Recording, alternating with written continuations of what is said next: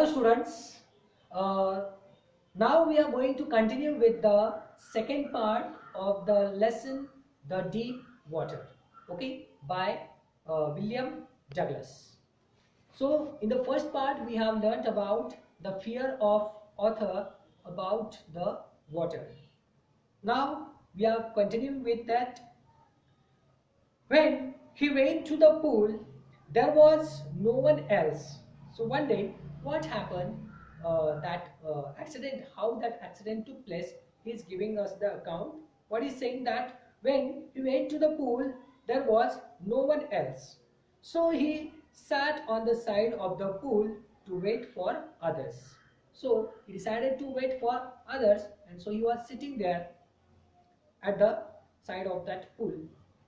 Shortly afterwards, a big boy who was a boxer, he came there. He was probably 18 years old and had beautiful muscles. So he was strong. On his legs and arms, he was having that beautiful muscles. He called the author skinny. Skinny means what? A thin.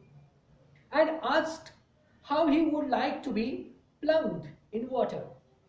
And after saying this, that boxer boy, picked Douglas and threw him into the deep end. Means that deep end means what?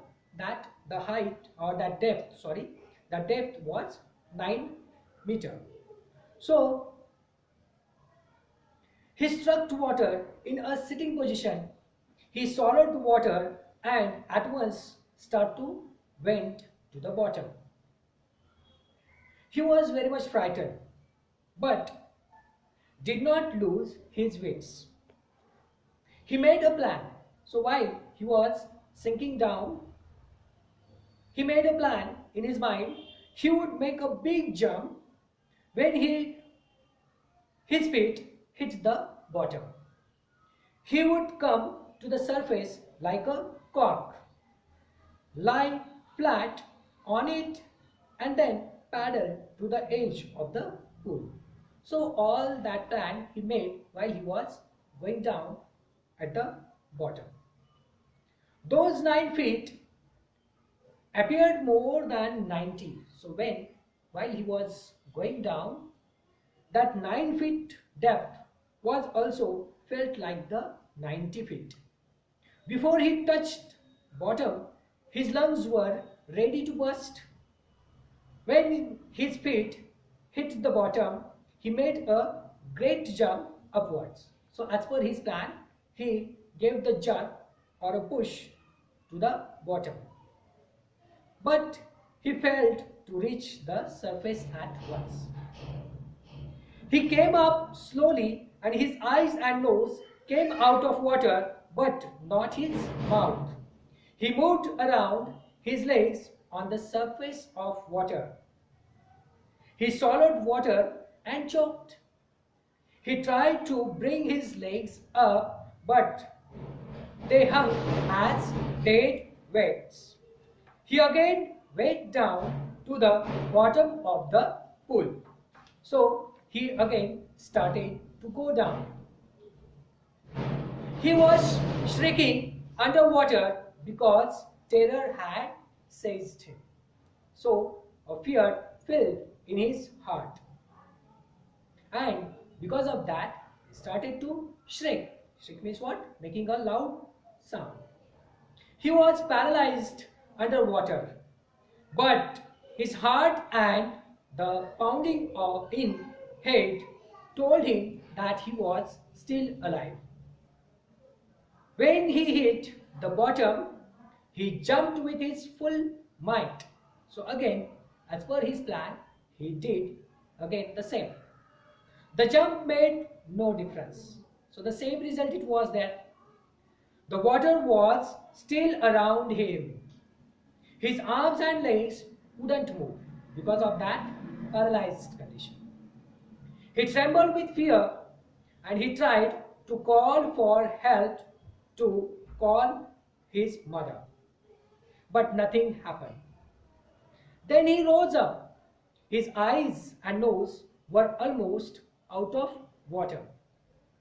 He sucked for air and got water.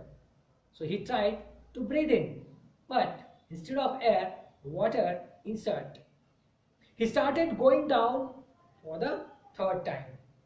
Then all efforts ended and he relaxed. Now he started to feel that now he surely will be die. A blackness swept over his brain and whipped out terror. There was no more panic and he felt drowsy and wanted to sleep. He gave up all attempts and he forgot everything. When he came to his sense, he found himself lying on his stomach beside the pool, vomiting. The boy who had thrown him in said, "I was only fooling." Someone said that the kid had nearly died. Then they took him to the locker room. He walked home after several hours because he was feeling very much tired and he was experiencing a weakness. So after several hours, he started to walk towards his home. He was weak and trembling and shook and cried when he lay on his bed. He couldn't eat that night. For days, a haunting fear was in his heart. He never went back to the pool and he feared water and avoided it whenever he could. So he was full of fear to the water and he started to avoid to go near the water whenever it could. Okay, so there we are going to stop now. The remaining part we'll see in the next part. Thank you.